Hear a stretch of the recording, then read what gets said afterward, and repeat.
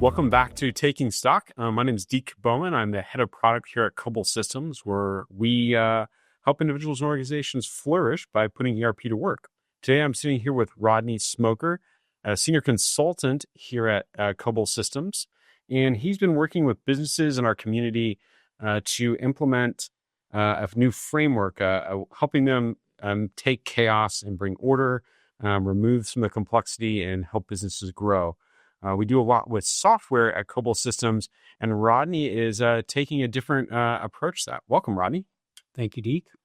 I completely forgot to mention, it's the framework you're talking about is System and Soul, or S2. You even have a fancy logo to go with your stuff.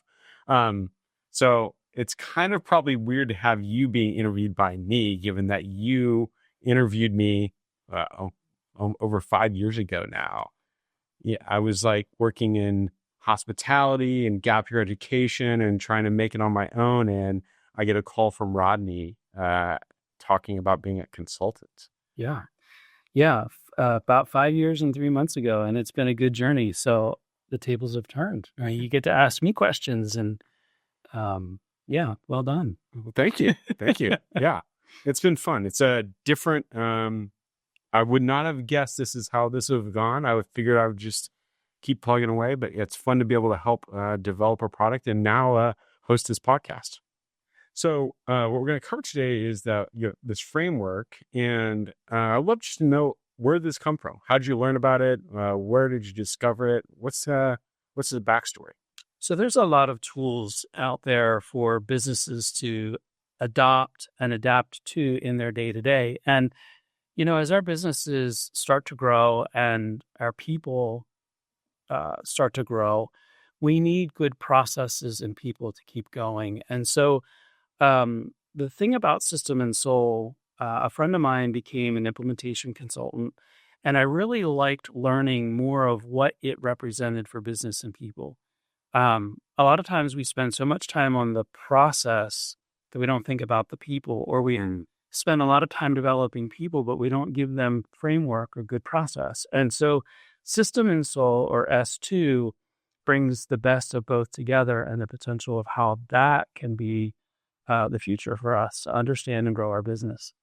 The other thing in this is anybody can come along and give you a program. Mm-hmm. I could write you a script that'll solve your problem. Anybody could do that. Yeah. But are we really understanding what the problem is? Yeah. And then are we actually taking it and making it the DNA of the business? Yeah. It's taking System and Soul a little further when we do that, but we're making sure that the pain and the story and the tools actually solve the business problem and support the people and resource them for what's next, what's growing, and where are we headed. Yeah. It's a different intentionality. Anybody can put something in front of you, and there's dozens of things like this out there. This one is different because it's the people and the process, and you can make it your business, your pain, and work toward your solutions and your goals. Yeah, there's a lot of ownership there. That's right. Mm-hmm. It's a better sense of understanding what's actually broken, not just what's frustrating. You will talk about the right things to solve the problem. Yeah, because you know what it is you need to focus on to work through to solve the problem. What are some examples or elements of it? So if you were to break down S2 either by painting a picture of how the Venn diagram overlaps or the steps that you go through this framework, what are those things? Help me understand what this is, and if I've never heard you mention S2 before. What's the time frame? It's designed to be implemented over 2 years. Okay. But it really comes down to 3 key areas. And sometimes you can get through that a lot quicker and understand it and keep moving it forward. But the 2-year journey is really specific to make sure somebody is coaching you through that and making sure you're actually getting things done. You're actually solving the problems. And so the first part of this step is all about the clarity. What is this model and framework that we have? What's the structure? What is the data that we get? And how do we map that to objectives? And how are we taking time to go through that? Is it a weekly meeting? Is it a monthly meeting? Is it a manager's meeting? Like somewhere we have to identify what that is. 30 days into this, we want to review and say, okay, we've built out these things. They're making a difference. Does it actually matter and support our values? Is it supportive of the VVM? Does the VVM support the work we're doing to move forward? What are we really good at in this? Okay. And where are we going to get to that next milestone or that next place? And are we who we say we are in that process? Because in this model of change, we can get excited and say a lot of things, but are we saying the things we are and what we're doing and making that really clear? And then the last part of that first thing is we balance it into our culture. Okay. Is our culture better for this? Does the culture support this? Are we hitting goals? Do we understand our objectives? Are our obstacles and our opportunities balancing out? Because done well and being clear, we should be able to say, yeah, these things are getting better. The next phase of this is really about kind of, are we monitoring this? Are the controls in place actually working? You do what they call a quarterly refuel. It's a focus meeting, reviewing the last quarter's goals, reviewing the roadmap. What did we set out to do with S2? Are we actually following the roadmap? Are the new tools actually good for the team? Is the team healthier for it? Are they doing and thriving and growing in all of the areas that we want here? And then you set the next objectives for the next quarter. Okay. You're highlighting what that is, and then spending some time on what are the opportunities or obstacles for that next piece. Then there's the annual strategy. Day one is the whole look back for the year. How did we do? And then taking that look around, what's going on around us? Is it better? Is it not? Yeah.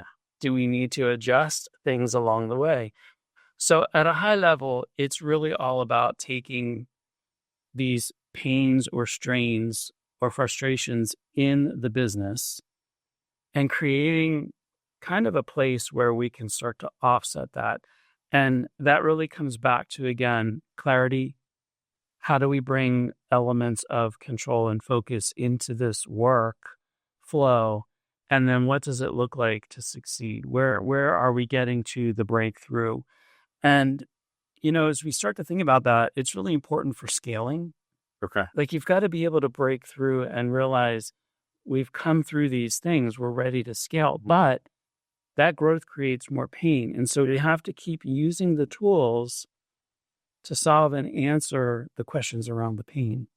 That's an amazing reframe of what even as a consultant, you walk in and you're implementing ERP, and at least I found that I would discover that there's a technical problem that definitely needs solved, but there's a people thing that's got to go on here too. And it always seemed like there was multiple fires going on at once. And at that point, we were just solving the software. We were solving the technical piece. Exactly. And Deke, to that point, what's beautiful about this is it works with the people and the framework for what's next.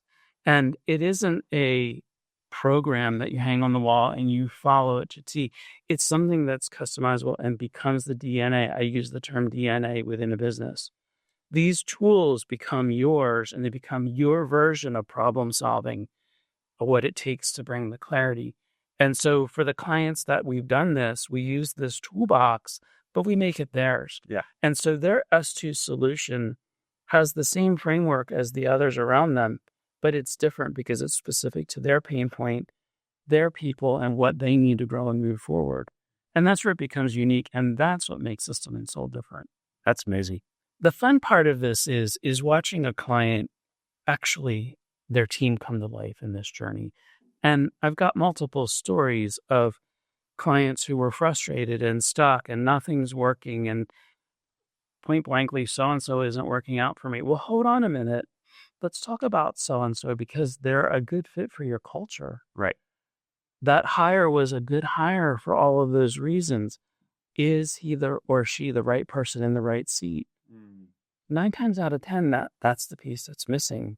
And a great example, just recently, I also had a client. It's just, we had a key hire. We made the hire 6 months in. The owner's like, I think this isn't working. I think I need to let this person go. I was like, hold on.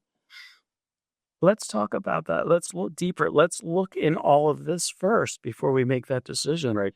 What came down to it is this individual was thriving in the culture, had an amazing leadership skill.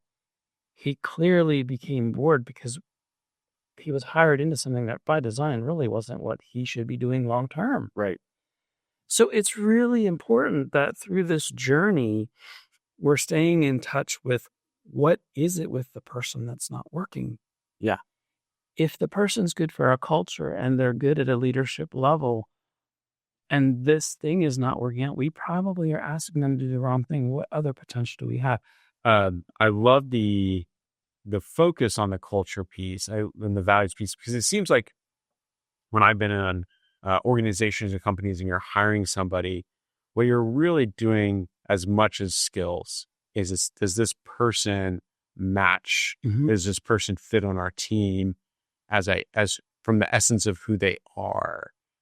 And almost every job I've had, yeah, you bring in skills and talents and abilities from your experience and your training, but you learn a lot of what you need on that job for that company. You do. And the beautiful thing is System and Soul not only creates an environment for success and framework, process, and people, but it defines and builds the culture and the things that come under and around people for them to win. I can only imagine that there's companies far and wide at all scales and industries that have amazing talent that withers and either they quit or they send them off because not the person's the wrong fit. It's just not in the right seat on the bus. Well, or they want to be there. They're a culture fit. They become complacent because there is no path right for something else. Right. And so, all day long, so much can come out of this and so much opportunity to use for not only where we're at, where we're going, but who do we have and where do they fit? Yeah. The other thing I want to push in on as you describe the process is that it seems long, which I think sounds like an advantage, because where you're signing up for something that's not promoting a quick fix, not promoting something that snap of the finger, we're fixing your business. You're actually walking with companies through a process and reinforcing the best practices and reinforcing the model.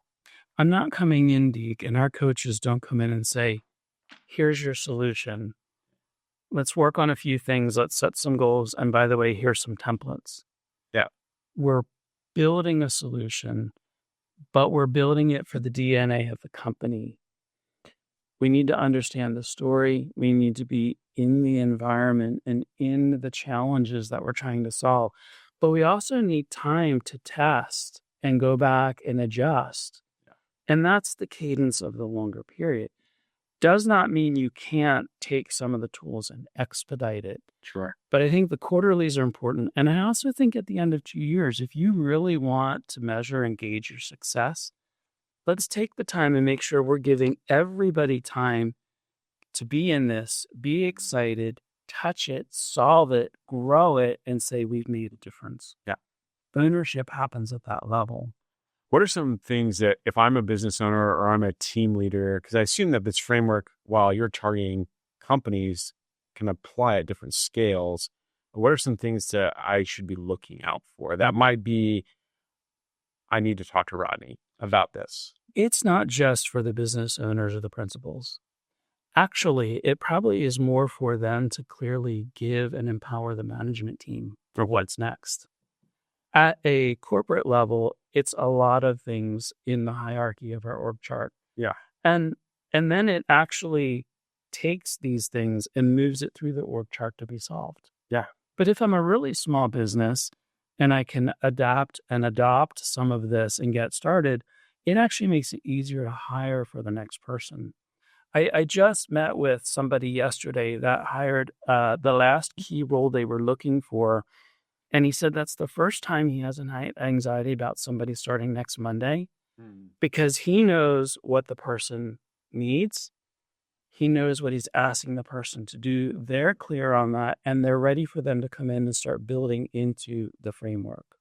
That's a fascinating. I didn't even think about the idea of like So it's not just about the trajectory and the intention of the business and making sure that we're all, working to achieving the same goals, but it's as something as simple, albeit not simple, to hiring somebody is if you're not prepared to weave them into the ethos and that roadmap for the company, that's going to be hard for everybody. And I think that's what is different about System and Soul is it is that framework and the process, but it's the people.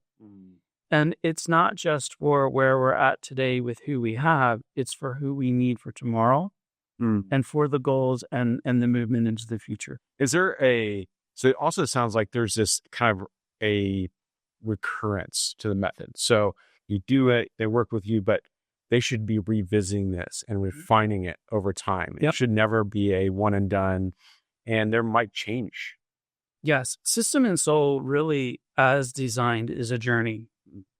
It's not just this is the plan and then everybody follows the plan. It's sort of that, but in its true context and as we're teaching it and implementing it, it really in theory is done over 2 years. Okay. However, we have customers that understand framework. They just need the gaps filled. And so we might be able to take a quarter and really get a lot of things done. And then we revisit where they're at and really empower them to take it forward and make it their own. And then there are some customers that you can get all of the information and you can look at this and you can self-implement where you're at. But you got to be careful. You got to be ready for change and you got to be ready to release. Yeah. And I think in some of the customer interactions that I've had where they've tried to self-implement and they're like, it didn't work. We only did the methodology. We never really empowered, delegated, and left go. Or we thought we did, but we were afraid it might not be how we want it. So we really held on to things. We didn't release and put it to work and trust people with their clarity and the structure we set before them for success. Yeah, that's interesting. So that brings me to my kind of the counter questions. You kind of described what are some indicators that there is a place to go, and that's that you have these barriers, your recurring problems that you're just running headlong into. You're wanting to grow, and there seems to be a ceiling you're hitting. What are some indicators that you shouldn't? And it feels like they might be as much about the individual as its organization. So I'll look in the camera for this because I really want you to hear this. We might think we're ready to go and we may know what we need to do, but we have to be willing to do it. And this conversation becomes yes, I know you're frustrated and the pain is still there, but now what's happening now after some of the work we did that's still creating that? Well, I didn't fully trust that what we did is going to work, or I haven't fully engaged or empowered the next person to own that. And that's okay, but we still have to have a conversation around that. And we have to know that everybody has a level of responsibility in this. And so it's really important that we understand the pain in the story, and not just of the business, but the key people that will need and benefit from these, because finance's story might be different and different pain points in inventory. Yeah. Okay. And there's other things like our ERP that we can put in there to help with that. But we still have to be communicating, working together, moving together, and understanding where we're going and why. Yeah. And we need to make sure we're not standing in the way if we truly want it to work. Yeah. And that's all a part of, the retros, the weekly syncs, the quarterly review of everything, the annual strategy meeting. Even after the framework is in place, you still should be doing this. Somebody within the team to keep it fresh, keep it alive, and keep it moving forward. Yeah. It also seems like you're taking things that sometimes feel or could easily feel like the things I'm supposed to do as a business owner and putting meat on the bone. Yeah. It's not just that I have to do a quarterly review because that's what you're supposed to do as a business owner, but the quarterly review gives me the data to actually inform my decision making. Yeah. What are you seeing? What did you learn? And what do you need to do different, or should you do different? Fascinating. Are most of your clients kind of later on in the game of their business, and it's now getting to the point where they're having to think about either the scale beyond where they maybe can do it on their own, like they've done, or they're just ready to kind of move on to the next thing. And the succession planning, I guess. Yeah, it's both of those. There's this element of growth, and sometimes we become the ceiling or the lid and don't realize it. Yeah. I've often said, and you've probably heard me say this, we don't want to put people in a mason jar and put the lid on tight. Right. Sometimes we have to corral things and rein it in, but then we have to position it for growth and what can be next. And so as a business is growing, we need to understand the importance of what it means to give our teams clarity and context. And then we need to give them tools and processes and trust them to use those for what's next, empower them. But then also there's an element where if we've gone as far as we want to go, or there is a succession, it's time for the generation change. The owner or the principals have to almost surrender.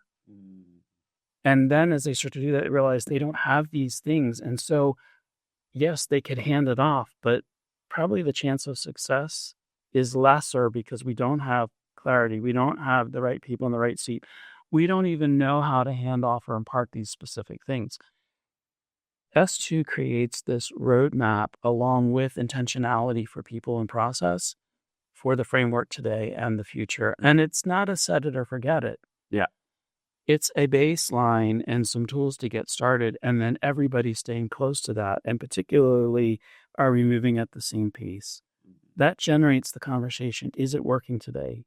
Is it working for tomorrow? Or what do we need tomorrow that's different from today? Yeah. Bringing it back to a framework that continues to set things up for success. Yeah. So, Rodney, you shared with us about the timing, and while you can compress it, that you really have this segment of time that you're demarcating. And it seems like most business owners who've started something know it takes time to implement change. It takes time to change directions. You might make a choice at some point, but there's a process that comes after that. And System and Soul seems to be really tuned to walking with participants through that journey, which is unique in my experience. One of the things I do want to hit on, because I feel like it's understated when people sign up for new stuff. So when I was implementing EBMS and the software side, you get people who are excited because they have a problem, they have pain. They've been looking for a technical solution for that pain, and we're offering the solution. And then you dive into the implementation, which means there's tension. There's what we have and we know how to do. Now we're layering on more stuff that we want, but there's the delta between where we're at and how to get there. Yeah. And System and Soul, what's this tension look like? What do people expect to encounter as they're... Well, I'm smiling because one of them that happened was we want everything and we want it quick. And we're not giving people the margin they need to even get started. So it takes time. And so one of the tensions is really establishing the timeline that works for everybody. But it also drives things that glaringly have to be built out to get started. And then that could be the blame game, because like, I told you we needed this. Like, I've been in meetings, like, I told you we should have worked on it, and you should have had that, and blah, blah, blah, So there was that element. But I think one of the bigger tensions is then there's also a point of vulnerability for everybody that's in this process. Yeah. And I start day one, literally, if it's a fast track or the 2-year or whatever it is, just even some of the tools there's going to be a level of I should have, I could have. It's over here now. And there are some things we need to take the time and fundamentally talk through and understand. And it should not be laid in front of another person per se. It is for the good of the company. It needs to be supported eventually by the values, the vision, and the mission. But what we need to do has to solve problems, but it has to honor the culture and the people. Yeah. And so and part of that also is I typically like to run fast and get there. That's the nature of who I am. Right. But that's not fair for everybody else, because I'm told I run with scissors. That may be true, But I have to understand that everybody around me needs to take their time too. Yeah. There's an element of change management that's really important. And that triggers clarifying the process to get to being clear and start this journey of building framework. And it should also not be glaringly somebody's fault that something is the way it is as it starts to come out here. It's okay. Yeah. You did what you needed to do. You're doing something better, taking initiative to move forward. We have to learn and grow together and at the pace that makes sense. Yeah. It can't be all fast or all slow. And it also can't come down to blame or shame or finger pointing in the process. The other tension that we can run into is we have a false expectation by the end of day 31. We're still looking at, we want to know where we're at the end of 2 years. We're not there yet. Yeah. We really need to establish the baseline, and we need a good quarter to start to review. And then we're going to start to get the flavors and elements of what's next. Yeah. The process and the journey needs to be what it needs to be. And we have to allow it to be the best it can be. Otherwise, these other things don't come to light, particularly around culture, problem solving, and leadership. Yeah. We can write processes. I had a client one time from session 1 to session 2, they had all the processes. Yeah. We hadn't identified all the problems. Do you see what I mean? Yeah. That becomes it was almost like this nervous energy that created that. It was helpful, but it wasn't holistic. Right. So we had to merge that back into with some of the other work we needed to do to get to that place where we could do a healthy retro, a healthy team review, and then think about what's next. And so it's all about setting the right expectations, leveling that place where there is no blame or shame, and everybody surrendering to the process and the journey of what's needed, because we've got to make sure that the right humans are growing and healthy along the way. Yeah. Then the rest is a success. If we miss that component, then we're really just subscribing a process and a framework, and here you go. Yeah. We haven't created the environment where it fits in the DNA of this business in particular. Does that make sense to you? Yeah, I think the thing that keeps running in my head is that when I teach, be it a design student or if I'm implementing software, there's this hope that I can paint as the instructor a picture of the consultant, a picture of where 30 days from now is or where the end of the year is. And what I'm most of the time interested in is learning, which assumes mistakes. Yeah. It assumes like misses, and it's not like an assumption that tolerates non-excellence. Right. But it's a recognition that growth is change. And you have to be willing to flip the coin and then be vulnerable, right, and transparent. And that's the other part of this. Some of these results are only going to be as good as the trust and honor that we put at that level. Right. And so that's a very early on conversation with an owner or principals before we start. And then that is part of setting expectations at a team level, because again, it's not about the shame or blame or what was or wasn't done. Now we need to know and understand why we're in pain, what we're feeling, and what we don't have to do our job. Right. It's amazing what comes out finally in some conversations. And I had an owner look at an admin and go, "I'm sorry, I did not know." And she said, "I wasn't comfortable asking." And then we all of a sudden, the years of gap management went. Wow. Because we realized what was missing. But this made sure the gap isn't there and not going to be there for anybody else on that team. Yeah. That's probably humbling for owners, principals, leaders to experience, but you're always going to be like band-aiding a solution and walking around it. But Deke, what it does is it really brings out like the creme of the culture. Yeah. When you can do that and understand nobody's perfect, and we're here now to all solve this, the respect and honor that comes out of that totally, I don't even know how to describe what it is for the culture other than it's like the creme de la creme. Yeah, that's good.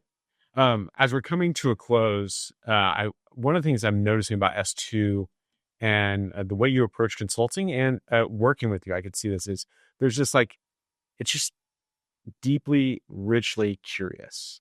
And it's that curiosity that I think is the superpower of you as a consultant, but as the framework is implemented. And it also seems like business owners have to be curious about their own business, about their own vision, about their people for this to work. That if there was a theme or an idea that I've been distilling during our conversation is that the people matter, the process matter, and that there's a posture I have to take, and that is one of curiosity. It's very much a part of who we are as a company. We want to be not just a good business partner, but we want to have a relationship where we understand and actually deliver value. Yeah. And the curiosity piece drives to the place where we can deliver something that actually does make a difference. Yeah. And again, sometimes that drives more questions, but sometimes you have to do that to get to the place where you're like, oh, that's what that is. There are people that have had versions of this that they tried and it didn't work. We didn't quite get to the level we needed to get to the core of what we could shift to either reduce the gap for the people or make the process and people one that it makes sense. It didn't fit the DNA or the culture of the company. Yeah. People did not know what to do with it, and we didn't make it our own so that we could replicate it, build it, and move it forward. Yeah. One of the things that I like to do with clients early on is there's a book called The Clarity Field Guide. Okay.